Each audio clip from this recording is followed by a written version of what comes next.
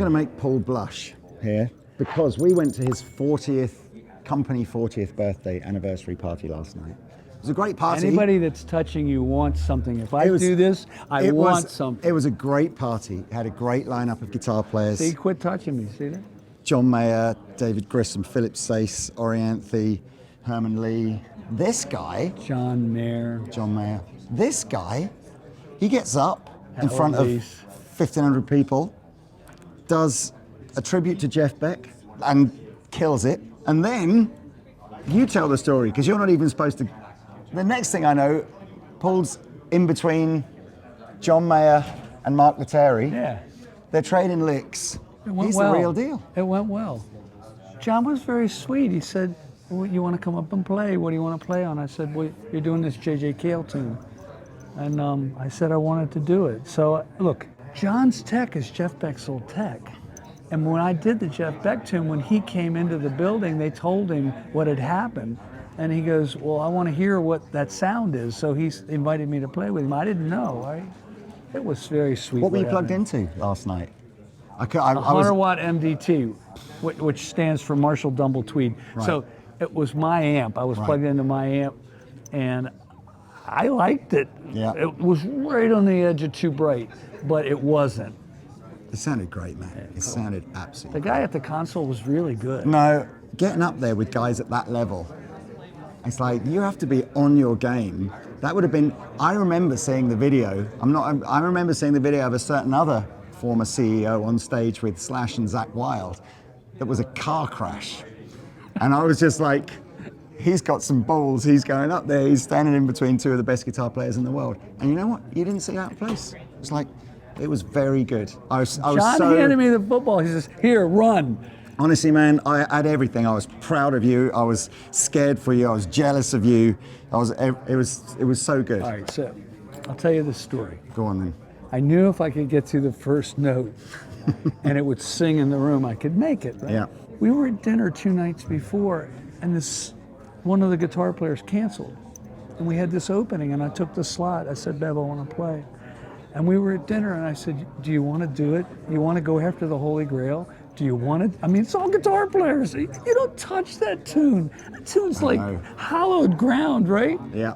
That could go really badly because it's all emotional. Yeah. You don't know what emotion is going to come. Yeah. I can put my fingers in the right place, but you don't know the emotion. We played Since We Ended as Lovers. Da da da, but right? I got through it. I went, I got through it. You had everything. You had the volume swells. Yeah, but I wasn't doing his licks. I'd play it the way if I was shown the tune that I would play it, because attempting him is bad juju. Don't do it. Don't go near it. Jeff Beck was a complete, utter genius, so I stay away from that. But then I found things he didn't do. Right. Like on the high notes, I go up higher. Right. He didn't do that. Which is fine. He left meat on the table for me to take. So honestly, well look, so it is the 40th anniversary of Corey Smith, which again, we've probably been part of that journey for 30 plus years. You're one of the people I value my relationship with in this industry more than any other. So congratulations again. We should probably try and tell people about some new guitars. We might need some help from Jack. You'll recognize Jack. You've been at PRS for what? Come on and get most of those 40 years, right? Yeah, they put your mic on like a bow tie. I feel very We go a little bit further up, it gets slightly awkward. But we'll leave it down here. Clip it on my ear. Just do an ear or an eyeglass thing. Yeah, I've been around for like 40 years. So yes, come on then. I'm going to jump over this side so that the guitars can be the star.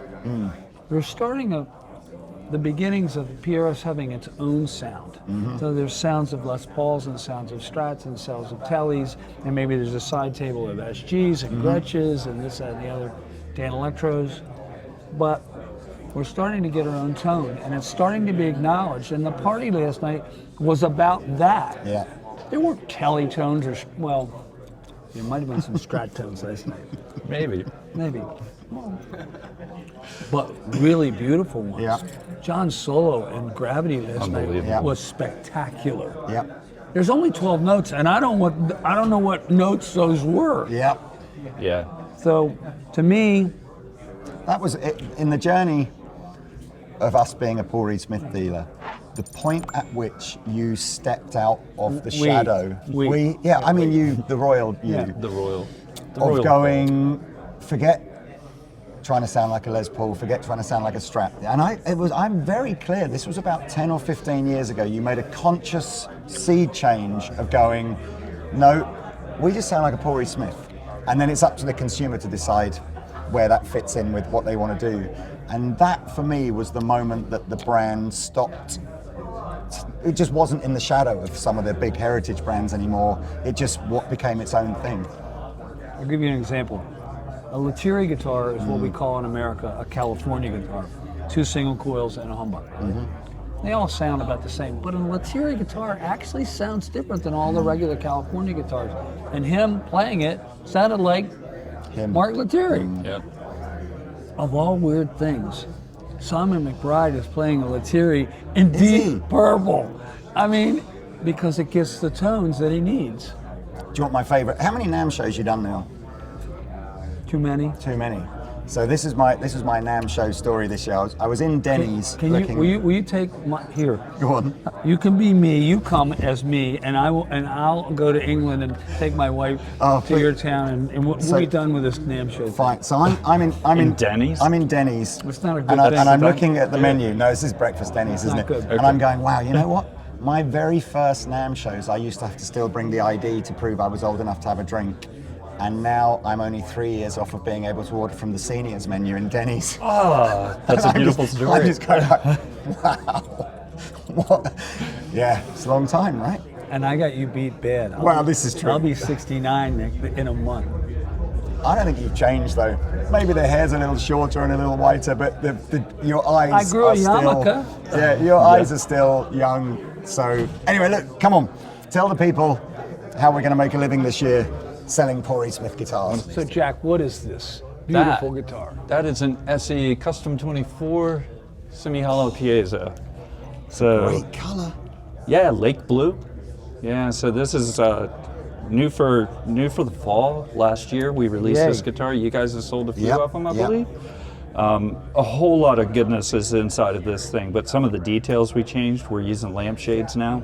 It's just got a little more PRS It's a DNA. little bit more compact then than the hollow body that would have had the piezo on it before. Yeah, a little bit smaller. Flatter. And also just slightly smaller on the ID, or the OD rather. But Lloyd Baggs worked with us to take what we did. What was it, like 97, 98? Developing that first. It's a simpler version, but it sounds very musical, and we're happy with it. Yeah, it's great. Dual inputs. One thing that's different about the guitar is discrete. There's no blend switch, right? So you've got discrete between the You can plug into the PA and your amp at the same time. Yeah. Cool. 2 different volume controls. So Cool. That's new and good and fun. New, good, and fun. What else, Paul? This one. Do it. So this is a PRS Custom 24. Oh, look at the color. Oh, That's leapt out as soon as you put it in the light. Wow. you see how the neck is darker than the body? That's because we use a stronger mahogany for the neck and a lighter weight for this. You need this lightweight and this strong. It's strong, yeah. So I like the guitar. I think that's great. That's what we got us started, and we're doing it again. Funny, isn't it, how many guitar manufacturers get it right first, the enduring model. Oh my God, it's a special. What do you call this, dog hair? That's dog hair. Yep, dog hair finish. It's a beauty. Swamp Ash Special. What's wrong with that? Nothing at all. We didn't have one here to show, but the NF3 is flying at the moment as well. So this, Yeah, you were talking about pickups. yeah. So this is his custom. This is like the original PRS standard, right? Yeah. Yeah. So there's all kind. Look, you want a guitar? We'll make you a guitar. Tell me what we're going to say about the pickup. I want him to explain your thoughts behind Narrowfields, because that's just a playground we're having so much fun playing in. So talk about that. So look, the original theory was, like with a Les Paul Deluxe pickup, as you get it narrower and narrower and narrower, it's sensing a much shorter piece of the string. Part of the sound of a single coil is only sensing one spot on the string, whereas a humbucker is spread out. What developed was the fact that when we were winding the coils, because they were smaller, they were resonating at different notes. And Jimmy Herring picks up an NF3, and you know, we got Guitar of the Year for the Meepo Award for it, right? And we quit making them because people weren't buying them. They just couldn't get used to it. And Herring went, I don't think so. And he starts to play it in Widespread Panic. And now you can't find one on the internet. And so this whole thing was developed for these narrow pickups, the same thing that happened with this guitar that's right behind you. Yeah. So it was the beginnings of getting teletones out of a humbucking.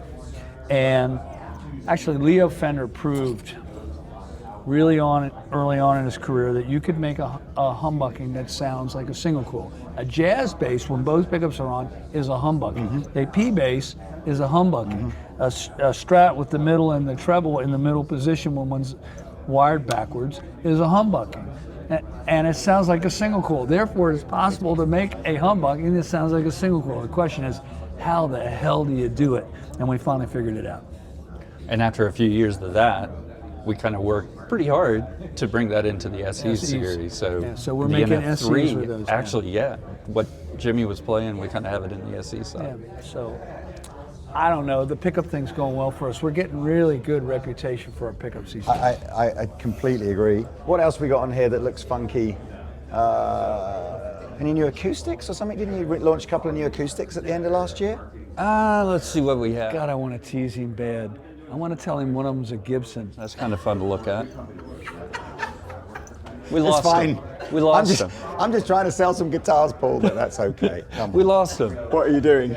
Have we lost you? No, you haven't lost me at all. I said what I said to the camera was, I just want to tell you one of these is a Gibson, just see what your reaction is. Absolutely. Oh man. I want to get back on the show in the store. I want you and me and Pete to go at it again. I agree. They're good nights. They are good times. They are good times. Watch Look, you know this. what? Watch this. Oh. See him. I want him too. See.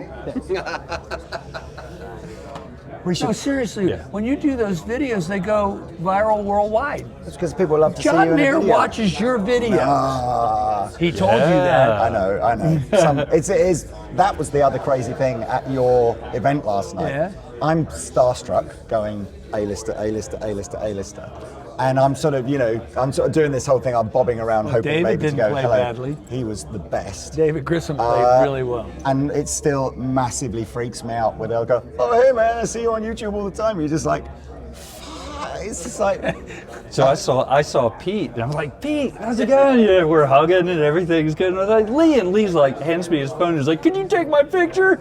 I want to get my picture with Philip. And I was like, come on, hello. David, I saw him play, we didn't see him in the crowd. The night before, I've taken the guys to the most, what do you call it, like dive bar Indian restaurant in the whole of Anaheim, where like as you open the door, it literally comes off the hinges in your hand. You're thinking, hell, what are we getting in here? And literally Grissom and Jeff, is it Jeff Erling? I think his name is the dude. I think you're gonna have to edit they're having this dinner on the table next to us. And I was thinking, wow, it must be okay if they're in here like that. And then they get up and they're like, oh, hey guys, it's like that, it's just surreal. That's awesome. But there we are. Anyway, look, so come on the show. Well, I invited myself to come back to England. Yeah. Can you get David as well? Maybe he could come on our show next time we saw him. I invited myself. Yeah. And now you're saying only if you bring David Grissom. That's right, yeah. Oh, otherwise, I don't know, Paul. You're not going to be a very good guest. We need something of John Mayer Grissom caliber. Carlos Santana, or you can't come, Paul. You introduced me to Carlos already. You've ticked that one off. That's fine. We just got David Grissom and John Mayer left to go, and then that's the whole lot. David the full will fly set. for you. Oh, that would be amazing. Call him. Yeah?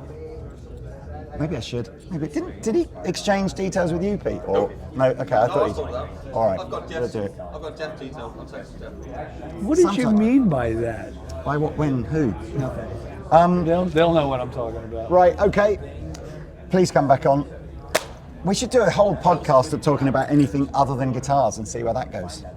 Did you say pubcast? Pod. I think Or pub. pubcast would be Pubcast. better. Pubcast. Do a Now pubcast. that's Pubcast. better. A pubcast. Let's do a pubcast. Let's Do do a it. pubcast series. I'd like to trademark that real fast. Right. Do it. That's Thank it. you. We could do that as I well. want in. 37-year-old Lagavulin.